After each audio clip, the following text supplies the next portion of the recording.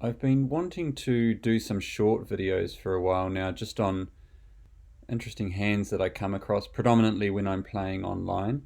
Um, the screen that you can see here is actually an app called FunBridge, which I play on quite a lot. I pay an annual subscription and play many thousands of hands on it each year. Um, you most of the time, the bread and butter of FunBridge is that you are playing with a robot partner against two robot oppositions, and the name here they've given it is Argine, or I don't know how they pronounce Argine, not sure. But you can challenge people to play the same set of five hands, and you're both playing against the robots and with robot oppositions. Um, Funbridge is good because it has a lot of customization in the bidding systems. So with a lot of tweaking, you can set it to be quite a basic system, or you can just play some of their out of the box systems, which have all sorts of different conventions. So I'm playing, I think, just one of their standard out of the box conventions, which is their expert standard American, I think, system. 5 card major, strong no trump, with all sorts of different extra bits and pieces. But this particular hand is quite a good example of Q bidding and Roman keycard slam bidding. So I just wanted to take you through this to show you some of the information that you can gain with this kind of bidding. So my partner has opened one club, which is we're playing better minor. So the one club is 3 plus, and quite a nice hand, 16 points here. I'm just going to bid my spades to start with. Hopefully get a chance to come back to my hearts later. Okay, my partner has rebid no trump, so as you can see by hovering over it, that is a weak hand because we're playing strong no trump openers. So the rebid is weak. So 12 to 14. They won't have 4 card support for my spades. As you'll see here, it is between 2 and 3. Between 2 and 3 spades. So we're actually going to use check back stamen here to try and find our 5-3 spade fit, if there is one to be found. Our partner might only have 2 spades, but so we can bid 2 clubs, and you'll see here this is an artificial bid. This is check back stamen convention, showing at least an invitational hand and asking partner if they have 3 cards in my spade suit. There are a lot of other ways of playing check back stamen. It could be asking for either a 4-card heart suit or 3-card spade support, which I actually prefer. I find this check back statement a bit restrictive. But anyway, initially we'll just look for the spade fit, and we can talk about our heart, tell our partner about our hearts if we don't find the spade fit. Check back statement. Partner says, yes, I've got 3 spades for you and I'm at the upper end of my range. 3 spades maximum hand. So we're thinking between 13, 14 points. So with my 16, it is possible, and we've found a suit contract, it is possible here that that slam might be on. It's probably not very likely, to be honest. I probably shouldn't have even gone looking for slam, given that we both have flat hands. My loser count is 1, 2, 3, 4, 5. My partner probably has 7, so based on that, it's worth a look. But it's probably a long shot. But anyway, it makes for some interesting bidding. So in this case, a 3 spade bid is actually showing slam interest, confirming the spade fit and showing slam interest. I'm not sure how I would actually be invitational and interested in slam and spades. These all appear to be natural bids. Game force. Oh, maybe that one. 2 no trump would deny 5 spades, so anyway, I am interested in slam, so I'm going to bid 3 spades, and that will actually initiate a Q bidding sequence between my partner and I to show what controls we have in different suits. So when we talk about controls, first round control in a suit says that you either have the ace of the suit or you have a void. So you are not going to lose control of that suit in the first round, if that makes sense. Ace of the suit or a void. Obviously, these only apply to suit contracts because a void is not very useful control in a no trump contract. Second round control would be the king of the suit or a singleton. And obviously, you're not guaranteed to have control of the suit just because you have the king.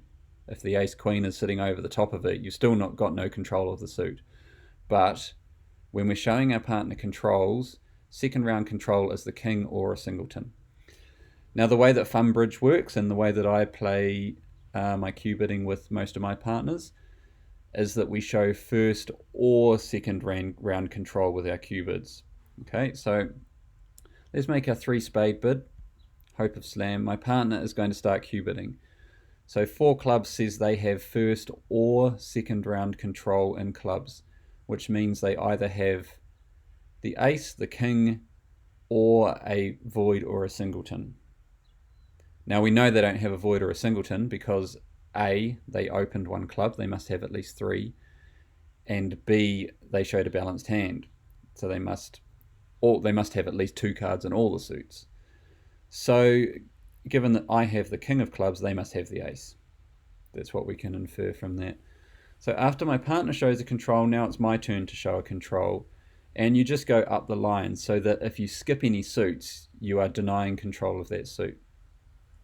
So diamonds, do I have control of diamonds? Yes. I've got second round control with the king. So I can say I have diamond control. My partner has jumped to 4 spades, which suggests that they are probably missing heart control. Okay, so my partner, it looks like, does not have the ace of hearts. They've got at least 2 little hearts. Because I have the king queen. No, they could have the jack. So that's what this shows. Either a minimum hand or the jump shift is not controlled. Well, they don't have a minimum hand. They've already told me their maximum for their 12 to 14 range. So looks like we're missing the ace of hearts, but I'm going to push on and bid 4 no trumps, which is Roman Keycard. If you're not familiar with Roman Keycard, it is a better version. Roman Keycard Blackwood is its full name. It's a better version of the 4 no trump Blackwood ace asking. So normally basic Blackwood 4 no trump just asks about the 4 aces. When you use Roman Keycard, you're now asking about 5 keycards. So the 4 aces and the king of the agreed trump suit. So 4 no trumps, I'm going to ask, this is RKCB, that's Roman Keycard, with spades as trumps. It asks how many keycards my partner holds, and there are 5 of those, the 4 aces and the king of trumps. In this case, the king of spades. So 4 no trumps, my partner says 5 clubs. So that promises 0 or 3 keycards. The way that my partner plays it here, clubs is 0 or 3, diamonds is 1 or 4, hearts is 2 without the queen of trumps, and spades is 2 with the queen of trumps. Okay, so there we go, 0 or 3 keycards.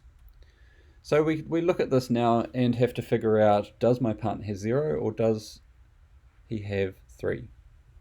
So let's assume that he has 0. That means he has no aces and obviously not the king of spades because I have that.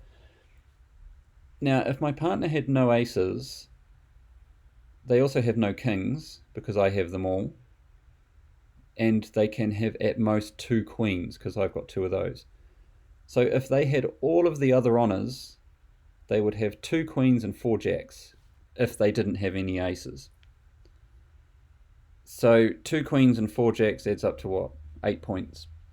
So not enough for their 12 to 14 opener. Or sorry, their 12 to 14 rebid. So actually we know that our partner does not have 0 keycards. They must have 3.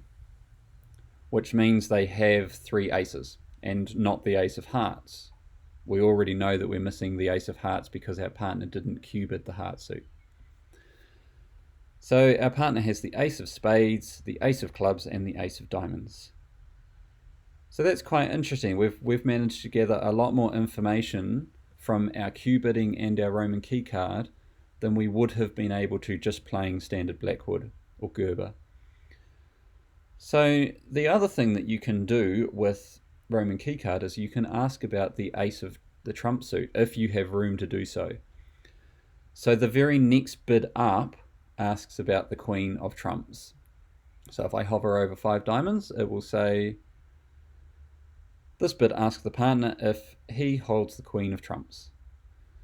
Alright, if my partner had come back with a 5 heart response, I can't use 5 spades to ask about the queen. 5 spades would be a sign off in 5 spades. So you've got to have the space to be able to do this. But since I have the space, and if I don't like the answer I get back, I can still stop in 5 spades. I'm going to ask. So 5 diamonds asks about the queen. The next bid up would say I don't have it. Anything else says yes, I do have it, and it usually says something about kings. So okay, my partner has not bid 5 hearts, so they must have the queen of spades. I hold the queen of spades. I don't think you guys can see all of that tooltip. I hold the queen of spades, either the queen of trumps or a 10th trump, and this bid shows 0 kings. Well, we know that my partner doesn't have 5 trumps, so they definitely have the queen of spades, but they don't have any other kings. Well, we know that because I have all the kings. So we now know in our trump suit we've got the ace, king, queen. In the heart suit we're missing the king, queen, the ace, sorry, just the ace. And in clubs we have ace, king, and in diamonds we have ace, king, queen. So a lot of really useful information there. I actually, when I played this, I decided not to bid on, which was quite fortuitous because it doesn't make, but was probably a bit cautious of me,